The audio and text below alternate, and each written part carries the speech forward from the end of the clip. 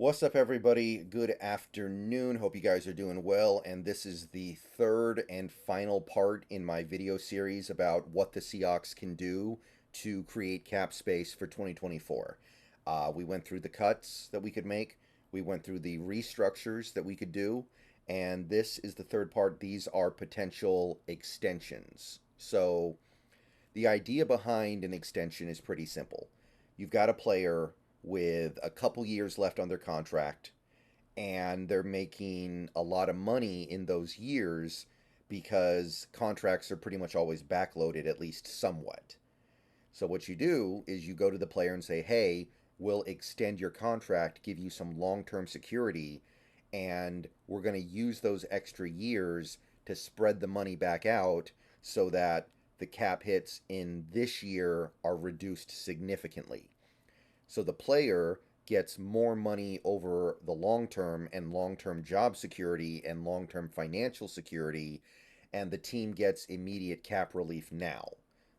So this one's tougher, right? Because it's a great way to create cap space without completely boning yourself over in the future 1 or 2 years. But it requires you to really like the player and feel like he's going to be good for the foreseeable future. So here are five candidates for an extension. Here are five guys where I think it would make a decent amount of sense. Oh, that's a typo, by the way. But I'll try to talk through this to explain my thought process. So there are five guys that I think make sense for an extension financially, not necessarily in real life. Oh, it's actually a good idea, but Gino Smith, current cap hit 31.2 million. He's got 2 years left on his deal.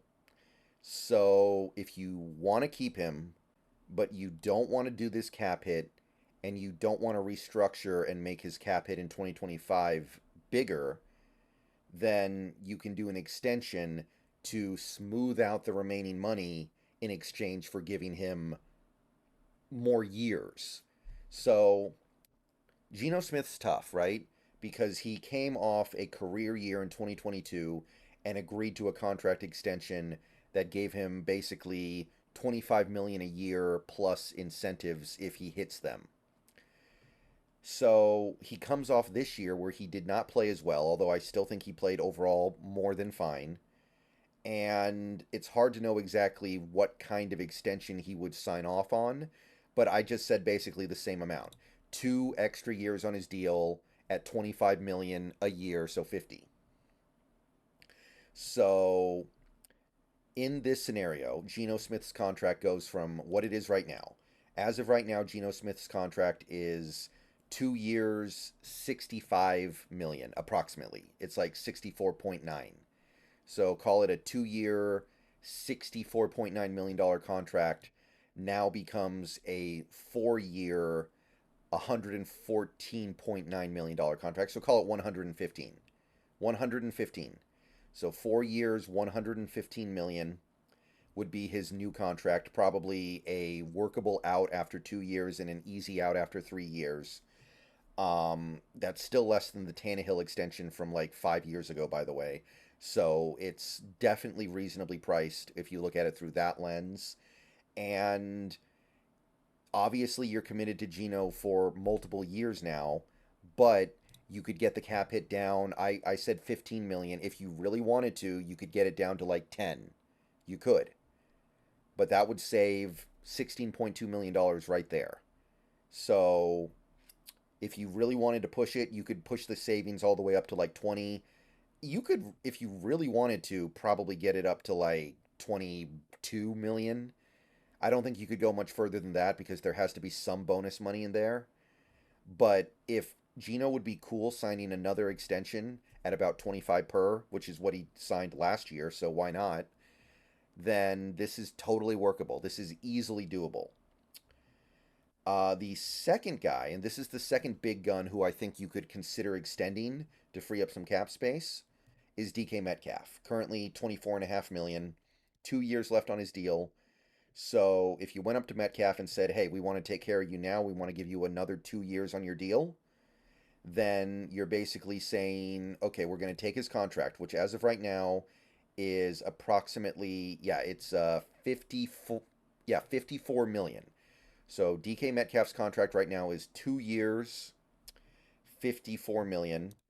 I'm adding another 2 years and 50 million to it, and that makes it about 4 years, 104 million. Now, Metcalf, a couple years ago, signed an extension worth 24 million per year. He's had two pretty good seasons since then, but not over the top great seasons. He hasn't looked like a super duper star. And remember, we are taking care of him early and giving him long term security. So there is some reciprocation on his part in theory to give us a little bit of a break because we're doing this before we need to. Remember, it's a mutually beneficial relationship to do these extensions sometimes. So in theory, he should give us a little bit of a break, and that's about right. Like, Metcalf is a supremely talented receiver, and I don't think it's his fault that he's not putting up super duper star numbers, but he's not putting up super duper star numbers. So I don't see him getting an extension, the likes of which we're about to see guys like Jamar Chase and guys like um, Justin Jefferson get, just off the top of my head. But 2 years, $50 million in new money, you get that cap hit easily, easy, 14 million that first year. You could get it lower if you really wanted to, but I just said 14. I think that's fair. I think that's easily doable, and you're saving $10.5 million. So those two extensions right there, Geno Smith, DK Metcalf, if you want to do it, and look, I know it's scary. I don't think the DK thing is scary. I don't. The Geno Smith thing, some people will find it scary. I don't. But it'll be another situation where the contract is 4 years, but reasonable out after 2 years, easy out after three.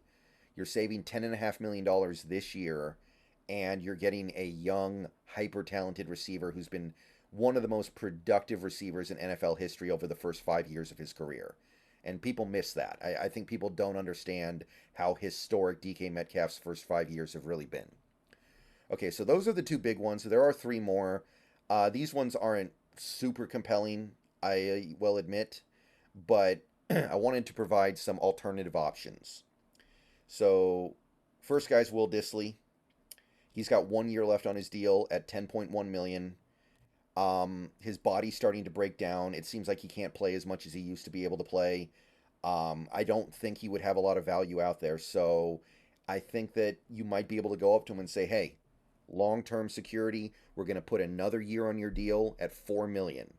So that's $4 million that you've got a chance to make that you had no chance to make before this, because at this point you might be like a vet min type player because your body's breaking down, and you do this for us so we can push some of your money into 2025, and we'll give you the money that you otherwise probably weren't going to get, because if we don't do this, Disley might get cut and only get 3.1 million. We save 7, and who knows if Disley can make that money back. He probably can't. Now he has the opportunity to earn the money back in 2024, plus increase the money he was going to make over if he just got cut. So $4 million in new money. It might have to be a little bit more, but the idea would be the same. And then you reduce his cap hit by about half. I said 5.1, should be around there. And you're saving about 5 million against the cap in 2024. So basically you're moving half the cap hit into a future year along with another 4 million, and you're just smoothing things out a little bit. Fourth guy is Julian Love, currently 8.1 million on his last year.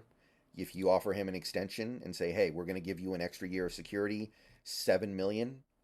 If we take care of it now, you give us a break, we'll give you long-term security, and then you can push that cap hit out to 5.1. And then obviously it hits a little bit harder in 2025. It's like 10 million, but you can worry about that after you see what Julian Love does in 2024, and you're saving 3 million now. This one might be a little bit tougher because he did just make the Pro Bowl, but overall, I don't think Julian Love played like a Pro Bowler.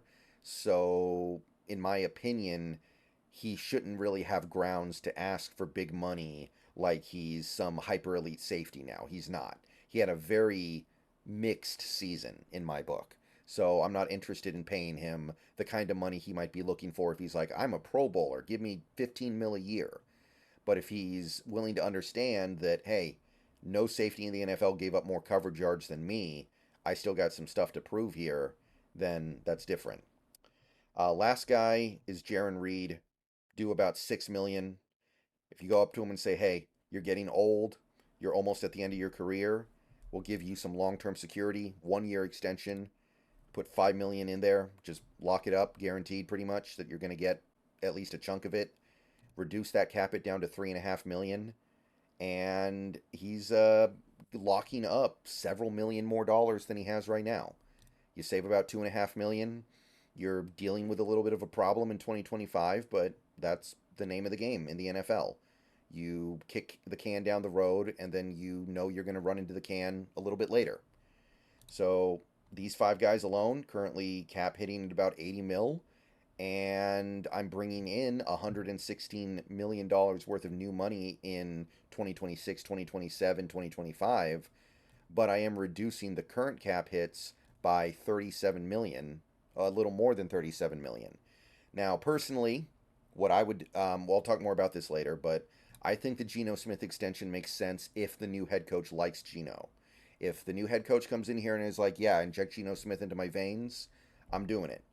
But if he says, I got to wait and see, then you can't do it. And if he says, I don't want to work with Gino, then you got to go with that too.